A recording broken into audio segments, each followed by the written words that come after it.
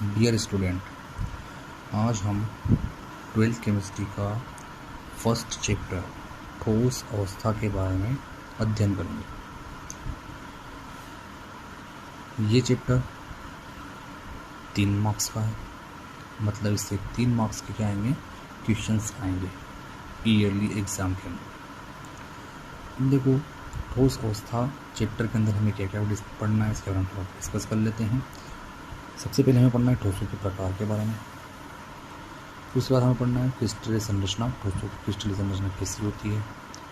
ठोसों में संकुलन पढ़ना है, ठोसों में अपूर्णता पढ़ना है, ठोसों का वैद्युतीय व चुंबकीय व्यवहार के बारे में अध्ययन करना है। तो हम जो 5 से 6 टॉपिक्स हैं, इन्हीं के बारे में इस पूरे चैप्टर के अंदर डिस्कस करेंगे। सबसे पहले बात कर लेते हैं हम थोड़ी सी ठोस अवस्था के प्रस्तावना की बात करते हैं कि उसमें ठोस अवस्था होती क्या है, ठोस अवस्था वर्ड कहाँ से आया।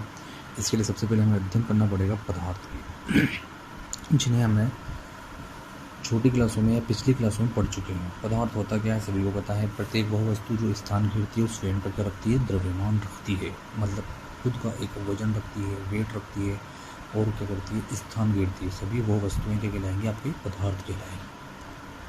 अब पदार्थ की मुख्य रूप से 3 अवस्था होती है, ठोस, द्रव, गैस। तो यहाँ पर मुख्य रूप से इसलिए बोला मैंने क्योंकि पदार्थ की वैसे तो 5 अवस्थाएं मानी जाती है। ठोस भी होती है, द्रव भी होती है, गैस भी होती है। इसके अलावा 2 अवस्थाएं होती है, प्लाज्मा और बोस आइंस्टीन जिसको हम बोलते हैं। इनके बारे में हम अध्ययन नहीं करेंगे, मुख्य रूप से 3 ही होती है। तो ठोस, द्रव, गैस के बारे में हम पढ़ेंगे। मैं आपको, जो मेरे पुराने स्टूडेंट हैं, वो बता चुका था कि हम द्रव और गैस के बारे में 11th क्लास में अध्ययन कर लेंगे। बचा पूरा ठोस, जिसको हम कहाँ पढ़ेंगे, यहाँ पर 12th क्लास के अंदर पढ़ेंगे, जो कि पहला ही चैप्टर है ठोस अवस्था के नाम से। पदार्थ के बारे में पता चल गया है कि क्या रखती है, जो क्या रखती है, स्थान घेरती है, साथ ही साथ खुद का एक द्रव्यमान रखती है। तो उसी से हम इन तीनों की डेफिनेशन भी डिस्कस कर लेते हैं कि ठोस क्या होते हैं, द्रव क्या होता है और गैस क्या होते हैं। और हम बात करते हैं ठोस। ठोस में क्या होता है, इनका आकार भी निश्चित होता है और इनका द्रव्यमान भी कैसा होता है, निश्चित होता है। ठीक है। साथ ही साथ इनके अवयवी कणों के मध्य, इनके ठोसों के अवयवी कणों के मध्य जो आकर्षण बल होता है वो बहुत ही क्या होता है, प्रबल होता है। कैसा होता है, प्रबल आकर्षण बल होता है। आकर्षण बल। अब हम द्रव की बात करते हैं तो आपने देखा होगा पानी को जिस भी पात्र में भरते हैं, पानी का आकार वैसा हो जाता है। जैसे गिलास में भरते हैं तो गिलास के जैसा हो जाता है, कटोरी में भरते हैं तो कटोरी जैसा हो जाता है, बाल्टी में भरते हैं तो बाल्टी जैसा हो जाता है। तो उसका आकार कैसा है, निश्चित नहीं है। लेकिन उनका द्रव्यमान कैसा होता है, निश्चित होता है। मतलब अगर हम एक मग लें, उसके अंदर 1 लीटर पानी है, तो उसी मग को हम अगर जग में भर दें तो भी 1 लीटर पानी देगा, मतलब उसका द्रव्यमान कैसा रहेगा, निश्चित रहेगा। अब बात करते हैं तीसरे पॉइंट की। तो जो द्रव होते हैं उनके अवयवी कणों के मध्य आकर्षण बल जो होता है, वो आकर्षण बल ठोसों की अपेक्षा कैसा होता है, दुर्बल होता है। ठोसों की अपेक्षा कैसा होता है, दुर्बल होता है। जबकि हम बात करते हैं गैस की, तो आप लोगों ने देखा हो तो गैस का ना तो आकार और ना ही द्रव्यमान, दोनों ही कैसे रहते हैं, निश्चित नहीं होते हैं। अब इनकी बात करते हैं कि जो गैस होते हैं, गैस में जो परमाणु होते हैं या फिर अणु होते हैं गैसों के अणुओं के मध्य बहुत ही ज़्यादा दुर्बल क्या होते हैं, आकर्षण बल, जिनको हम बोलते हैं वान डर वाल बल बोलते हैं। क्या बोलते हैं, वान डर वाल बल, जो कि होते हैं बहुत ही ज़्यादा दुर्बल होते हैं। इस प्रकार से हम तीनों को डिस्कस कर चुके हैं 11th क्लास के अंदर। फिर भी हमने इसको डिफाइन किया कि जो ठोस होते हैं उनका आकार भी निश्चित होता है, द्रव्यमान भी कैसा होता है, निश्चित होता है। उनके अवयवी कणों या फिर उनके परमाणुओं के मध्य प्रबल आकर्षण बल पाया जाता है। जबकि द्रव की बात करते हैं तो इनका आकार निश्चित नहीं होता है, लेकिन द्रव्यमान निश्चित होता है। जबकि इनके अवयवी कणों के मध्य जो आकर्षण बल होता है वो ठोसों की अपेक्षा कैसा होता है, दुर्बल होता है। अब हम बात करते हैं गैस की। तो गैस में क्या होता है, ना तो आकार ना ही इसका द्रव्यमान, दोनों ही कैसे होते हैं, अनिश्चित होते हैं। साथ ही साथ इनके अणुओं के मध्य जो बल पाया जाता है बहुत ही ज़्यादा दुर्बल होता है, मतलब इसके अंदर वान वाल दुर्बल बल पाया जाता है। अब हम बात करते हैं ठोस अवस्था की। ठोस अवस्था के बारे में बात करते हैं तो हम इसकी डेफिनेशन, एग्जैक्ट डेफिनेशन क्या बनती है ठोस की या ठोस अवस्था की, तो उसको अपन डिस्कस करते हैं। देखा, ठोस अवस्था, देखो ठोस अवस्था है, अभी हमने पढ़ा इस एक लाइन में डिफाइन किया था कि निश्चित आकार और निश्चित द्रव्यमान वाली वस्तु क्या कहलाती है, ठोस कहलाती है। तो डिस्कस करते हैं। तो वहाँ पर ठोस अवस्था, ठोस अवस्था में जो इसके परमाणु होते हैं या अवयवी कण होते हैं, उन अवयवी कणों के मध्य प्रबल आकर्षण बल पाया जाता है, और प्रबल आकर्षण बल की वजह से इसके जो अवयवी कण होते हैं वो निश्चित व्यवस्था में व्यवस्थित होते हैं, मतलब इनका आकार कैसा हो जाता है, निश्चित हो जाता है। प्रबल आकर्षण बल और प्रबल आकर्षण बल की वजह से इसके अवयवी कण बहुत ही ज़्यादा क्या होते हैं, बिल्कुल पास पास होते हैं। पास पास होने की वजह से इसका आकार कैसा हो जाता है, निश्चित हो जाता है।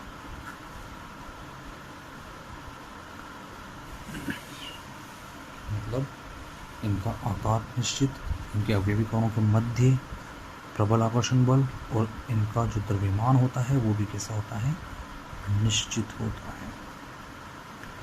तो पदार्थ की वह अवस्था जिसमें अवयवी कण के मध्य प्रबल आकर्षण बल पाया जाता है तथा जिनका क्या होता है, आकार निश्चित होता है, तथा जिनका द्रव्यमान भी कैसा होता है, निश्चित होता है, क्या कहलाते हैं, सभी ठोस अवस्था कहलाती है। जिससे अगर अपन एग्जाम्पल की बात करें, बहुत सारे हैं, लकड़ी, प्लास्टिक, डस्टर, टेबल, ये सभी हैं, बहुत सारी हैं जनरल लाइफ में, जो कि क्या है, सभी एग्जाम्पल से किसकी, ठोस अवस्था के। पत्थर वगैरह, चट्टान वगैरह सब इसी के किसके हैं, ठोस अवस्था के एग्जाम्पल्स होते हैं। अब हम बात करते हैं ठोस अवस्था के गुण कौन कौन से होंगे, या फिर अभिलक्षण जिनको हम बोलते हैं। ठोस अवस्था के अंदर ऐसे कौन से गुण या अभिलक्षण पाए जाते हैं जो कि विशेष होते हैं। सबसे पहली बात इसकी डेफिनेशन से लगा लेते हैं कि इनके अवयवी कणों के मध्य जो आकर्षण बल होता है कैसा होता है, बहुत ही ज़्यादा प्रबल होता है, पहला गुण। दूसरा, इनका आकार कैसा होता है, निश्चित होता है। तीसरा, इनका अवयवी जो इनका जो द्रव्यमान होता है ठोस अवस्था का, तो वो कैसा होता है, वो भी कैसा होता है, निश्चित होता है। अगर हम बात करते हैं कि इनके जो गलनांक क्वथनांक होते हैं वो बहुत ही ज़्यादा कैसे होते हैं, उच्च होते हैं। एक और बात है, सबसे पहले हमने डिस्कस किया इनका जो प्रबल आकर्षण बल, आकर्षण बल, दूसरा आकार कैसा है, निश्चित है। तीसरा गुण द्रव्यमान कैसा है, वो भी कैसा है, निश्चित है। चौथा, हम बात करें तो ठोसों के गलनांक व क्वथनांक दोनों ही कैसे होते हैं, उच्च होते हैं। यहाँ एक चीज़ है जिसको हमें समझना है, वो है कि ठोसों के जो अवयवी कण होते हैं उनकी ऊष्मीय ऊर्जा बहुत क्या होती है, कम होती है। तो इनकी ऊष्मीय ऊर्जा का मतलब इनके अंदर जो ऊर्जा होती है या अवयवी कणों के अंदर जो ऊर्जा होती है वो होती है, कम होती है। क्यों? क्योंकि इसके अवयवी कण क्या होते हैं, बिल्कुल एक जहाँ पर ये व्यवस्था में व्यवस्थित वहीं पर क्या रहते हैं, व्यवस्थित रहते हैं। जबकि अगर हम द्रव में देखते हैं तो द्रव में जो ऊष्मीय ऊर्जा होती है वो ठोसों की अपेक्षा होती है, थोड़ी ज़्यादा होती है। क्यों? क्योंकि द्रव को अगर हम देखते हैं तो थोड़ा सा उसको, अगर थोड़ा सा भी हम उसको स्पेस दें तो वो क्या लगता है, बहने लगता है। और अगर हम बात करें गैसों की, तो गैसों के अवयवी कणों के या फिर अणुओं के में ऊष्मीय ऊर्जा होती है तो बहुत ही ज़्यादा अधिक होती है। तो इस वाले पॉइंट पर आप फोकस करेंगे कि जो ठोस अवस्था होती है, ठोस अवस्था के अवयवी कणों की जो ऊष्मीय ऊर्जा होती है वो होती है कम होती है। मतलब इसके जो कण हैं वो एक ही जगह पर क्या होते हैं, व्यवस्थित रहते हैं। अब हम बात करते हैं, ये आपके ठोस अवस्था हो गई, ठोसों के गुण हो गए। अगला इसका टॉपिक जो है वो है, सबसे पहली बात है वो है ठोसों के प्रकार। ठोसों के प्रकार। अब ठोसों के मुख्य रूप से दो प्रकार बताए गए हैं।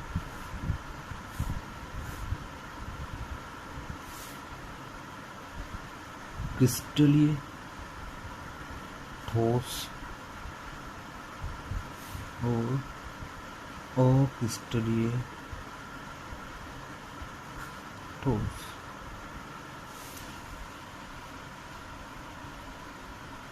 क्रिस्टलीय ठोस को इंग्लिश में बोलते हैं क्रिस्टलाइन सॉलिड, जबकि अक्रिस्टलीय ठोस को इंग्लिश में बोलते हैं एमोर्फस सॉलिड। सबसे पहले हम क्रिस्टलीय ठोस के बारे में बात कर लेते हैं। क्रिस्टलीय ठोस क्या होते हैं?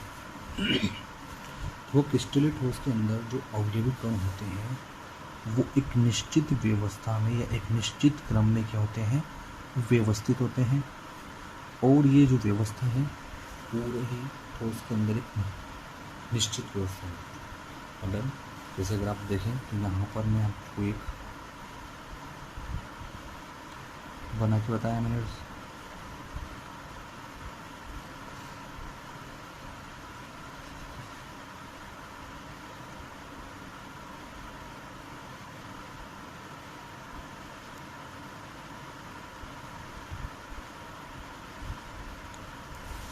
होती है ठोसों की जो व्यवस्था होती है वो होती है निश्चित होती है। जबकि अगर हम इसमें देखें तो इसमें अवयवी कणों की जो व्यवस्था होती है वो कुछ दूरी तक तो व्यवस्थित रहती है, लेकिन आगे अगर अपन देखें तो इनकी व्यवस्था में क्या होती है, गड़बड़ी आ जाती है। मतलब इनकी व्यवस्था व्यवस्थित नहीं होती है।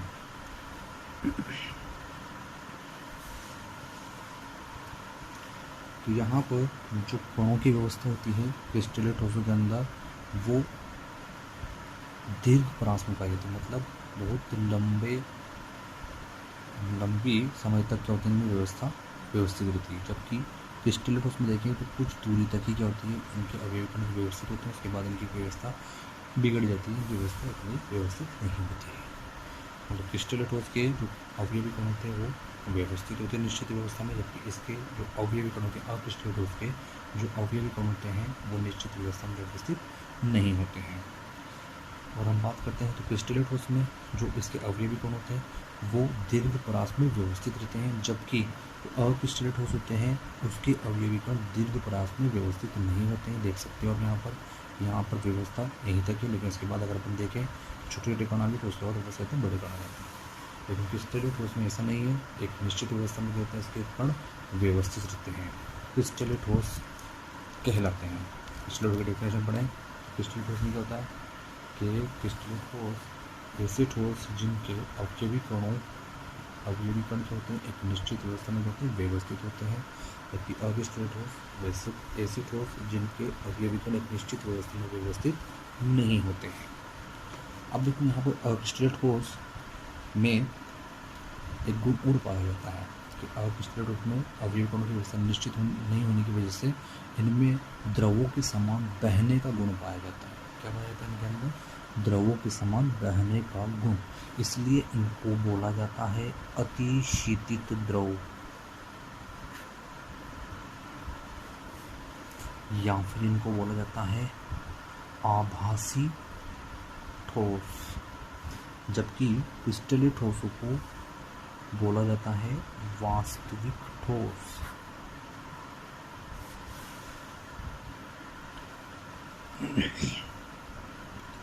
तो यहाँ पर सबसे इम्पोर्टेंट जो बात आती है क्रिस्टलीय ठोस और अक्रिस्टलीय ठोस से आती है। यही बात इससे क्वेश्चन पूछा जाता है, क्रिस्टलीय ठोस क्या होता है और अक्रिस्टलीय ठोस क्या होते हैं, इनके बारे में वापस डिस्कस कर लें आप। तो क्रिस्टलीय ठोस में क्या होता है कि जो ऐसे ठोस जिनमें अवयवी कण क्या होते हैं निश्चित व्यवस्था में क्या होते हैं व्यवस्थित होते हैं। मतलब इनमें जो कणों की व्यवस्था होती है वो कैसी होती है, लंबे समय तक व्यवस्थित होती है, लंबी दूरी तक क्या होते हैं व्यवस्थित रहते हैं। जबकि अक्रिस्टलीय ठोस जो होते हैं इनमें अवयवी कण एक निश्चित व्यवस्था में थोड़ी दूरी तक क्या होते हैं व्यवस्थित हो, लेकिन उसके बाद इनकी व्यवस्था क्या होती है बिगड़ जाती है, मतलब लघु परास में व्यवस्थित रहते हैं। अगर हम क्रिस्टल ठोस की बात करते हैं तो इनका आकार भी कैसा होता है, निश्चित होता है, निश्चित आकार होता है इनका। जबकि अक्रिस्टलीय ठोसों में जो इनका आकार होता है वो कैसा होता है, अनिश्चित आकार।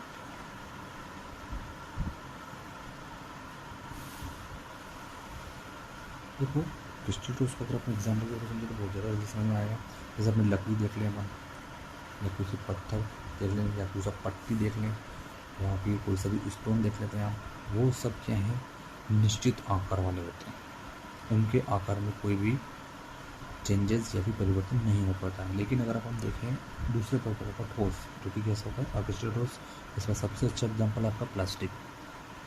अगर आप प्लास्टिक को देखेंगे तो बिल्कुल ठोस जैसा दिखेगा, लेकिन उसको अगर हम अपन थोड़ा सा फोर्स लगाकर मोड़ने की कोशिश करते हैं तो क्या होता है, वो मुड़ जाता है, और उसका आकार निश्चित नहीं है, मतलब उसका आकार कैसा हो गया, अनिश्चित हो जाता है। तो क्रिस्टलीय ठोस और अक्रिस्टलीय ठोस के बारे में अध्ययन बहुत है, इतना ही होता है। इनके बारे में डिस्कस यही कर लेंगे अपन कि यहाँ पर जो क्रिस्टलीय ठोस होता है उनका आकार निश्चित होता है, साथ ही साथ इनके अवयवी कण क्या होते हैं, दीर्घ परास में व्यवस्थित होते हैं। जबकि अक्रिस्टलीय ठोस क्या होते हैं, इनका आकार अनिश्चित होता है, जबकि इनके अवयवी कण क्या होते हैं, लघु परास में व्यवस्थित होते हैं। क्रिस्टलीय ठोस को वास्तविक ठोस भी कहा जाता है, और अक्रिस्टलीय ठोसों को अतिशीतित द्रव या फिर आभासी ठोस भी कहा जाता है। यहाँ से क्वेश्चन आता है, एग्जाम्पल डिस्कस कर लेते हैं कि यहाँ पर जो क्रिस्टलीय ठोस होते हैं उनके एग्जाम्पल कौन कौन से हैं। देखो लगभग सभी वस्तुएं, जितनी भी वस्तुएं उपस्थित है ब्रह्मांड के अंदर, सभी किसके एग्जाम्पल्स आएंगे आपकी, सभी वस्तुएं,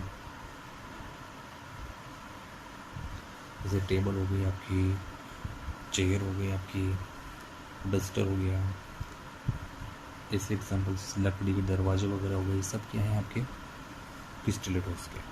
और क्रिस्टलीय ठोस में अगर अपन देखें एग्जाम्पल्स तो यहाँ पर देखेंगे आप तो कांच, प्लास्टिक, रबर आदि।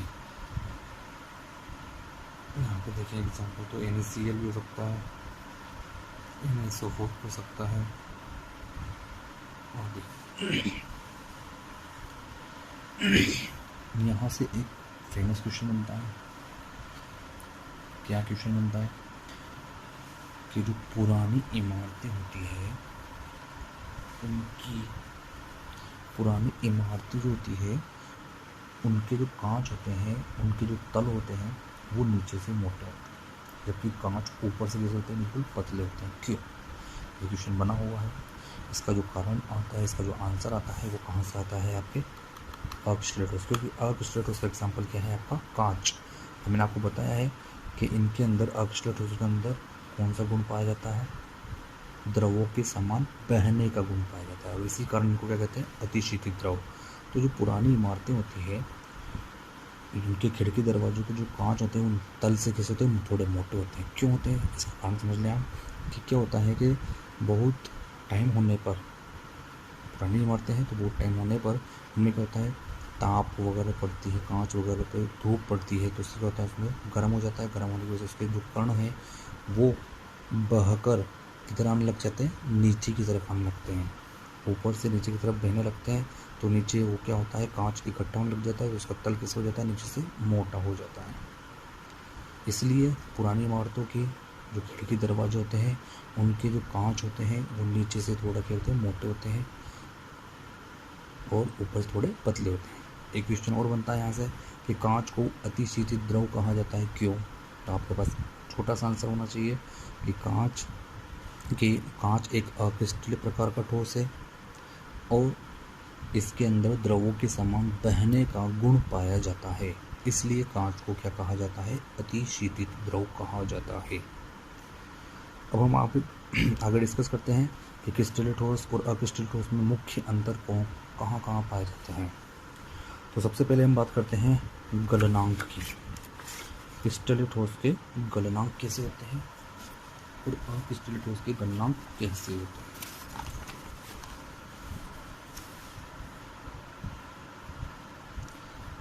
क्या पढ़ रहे हैं हम, क्रिस्टलीय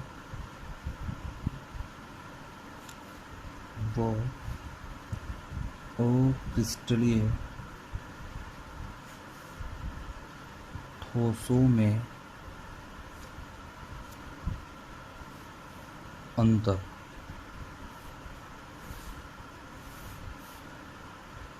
और सबसे पहला अंतर पढ़ रहे हैं हम गलनांक में। देखो इसको समझ लेना। गलनांक मतलब वह ताप जिस पे कोई भी ठोस वस्तु पिघल कर द्रव में बदल जाती है, मतलब द्रव अवस्था में बदल जाती है। ठोस द्रव में बदल जाए वो क्या कहलाएगा? गलनांक कहलाएगा। और वह ताप जिस पर कोई भी वस्तु, ठोस वस्तु इसमें बदल जाए, द्रव में बदल जाए, गलनांक बिंदु कहलाती है। दोनों में अंतर याद रखना, गलनांक और गलनांक बिंदु। गलनांक क्या होता है? वह घटना या प्रक्रम जिसमें क्या होती है, ठोस वस्तु द्रव में बदल जाती है, और वह ताप जिस पे कोई भी ठोस द्रव में बदलता है, गलनांक बिंदु कहलाता है।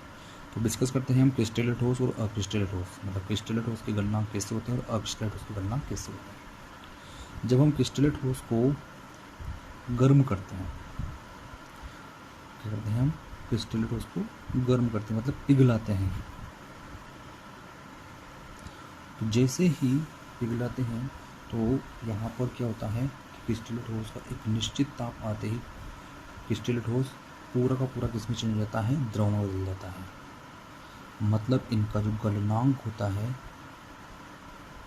वो कैसा होता है? निश्चित होता है। मतलब एक निश्चित ताप पर, मान लो किसी ने क्रिस्टलीय ठोस को गर्म किया, धीरे धीरे उसका टेम्परेचर बढ़ाया, पहले 50, फिर 60, फिर 70, फिर 80। जैसे 80 डिग्री सेल्सियस पर उसका टेम्परेचर पहुंचा और वो पूरा का पूरा ठोस से किस में बदल जाता है? द्रव में बदल जाता है। तो क्रिस्टलीय ठोस का जो गलनांक होता है वो कैसा होता है? निश्चित होता है। जबकि अगर हम बात करें अक्रिस्टलीय ठोसों के बारे में, अक्रिस्टलीय ठोसों के गलनांक के बारे में बात करते हैं, तो अक्रिस्टलीय ठोस के गलनांक जो होते हैं, और क्रिस्टलीय ठोसों के गलनांक, अक्रिस्टलीय ठोस को अगर हम गर्म करते हैं तो अक्रिस्टलीय ठोस क्या होता है? पहले तो मुलायम होता है, फिर उसके बाद उसको ताप और बढ़ाया जाए तो वो किस में चेंज होता है? तब जाकर चेंज होता है किसके अंदर? वो द्रव में। मतलब अक्रिस्टलीय ठोस पहले कैसे होते हैं? मुलायम होंगे, फिर और गर्म करेंगे तो किस में बदल जाएंगे? वो द्रव में बदल जाएंगे। आपने देखा होगा प्लास्टिक को भी हम गर्म करते हैं या आग में ले जाते हैं तो पहले वो मुलायम होता है, फिर उसके बाद वो क्या होता है? पिघलना स्टार्ट करता है। तो अक्रिस्टलीय ठोस में क्या होता है? पहले वो मुलायम होते हैं, फिर उसके बाद किस में बदलते हैं? द्रव में। तो मतलब जैसे मैंने उसको गर्म किया किसी अक्रिस्टलीय ठोस को, जैसे उसका टेम्परेचर धीरे धीरे बढ़ाया 50 डिग्री, फिर 60 डिग्री, फिर 70 डिग्री। तो जैसे ही मैंने उसको 70 डिग्री टेम्परेचर किया तो 70 डिग्री पर वो क्या होता है? वो मुलायम हो जाता है। कोई प्लास्टिक या कोई ठोस, अक्रिस्टलीय ठोस क्या होता है? पहले मुलायम लग जाता है 70 डिग्री सेल्सियस पर, लेकिन जैसे इसका टेम्परेचर कहाँ पर पहुँचा? 85 डिग्री सेल्सियस पर पहुँचा, तो पूरा किस में बदल जाएगा? ये द्रव में बदल जाएगा। यहाँ पर देखो, यहाँ से पिघलना स्टार्ट हुआ है और यहाँ पर जाकर क्या हुआ है? पूरी तरीके से द्रव में बदला है। तो यहाँ पर अक्रिस्टलीय ठोस का जो गलनांक होता है वो निश्चित न होकर एक परास में होता है। परास का मतलब समझे आप? रेंज निश्चित नहीं है यहाँ पर क्या है? परास है कि यहाँ 70 से 85 डिग्री सेल्सियस के मध्य अक्रिस्टलीय ठोस में बदल रहा है, द्रव में बदल रहा है। तो यहाँ पर ध्यान रखने वाली बात रखना कि जो क्रिस्टलीय ठोस होते हैं, क्रिस्टलीय ठोसों के गलनांक कैसे होते हैं? निश्चित होते हैं। मैंने आपको बताया कि जैसे उसको गर्म करेंगे एक निश्चित टेम्परेचर पर, एक ताप पर, वो क्या होता है? पूरी तरीके से ठोस से किस में बदल जाएगा? द्रव में बदल जाएगा। जबकि अक्रिस्टलीय ठोसों को अगर हम गर्म करते हैं तो पहले वो मुलायम होते हैं, फिर उसके बाद वो किस में बदलते हैं? द्रव में बदलते हैं। तो मतलब इनके जो गलनांक होते हैं वो कैसे होते हैं? परास में होते हैं। किस में होते हैं? परास में।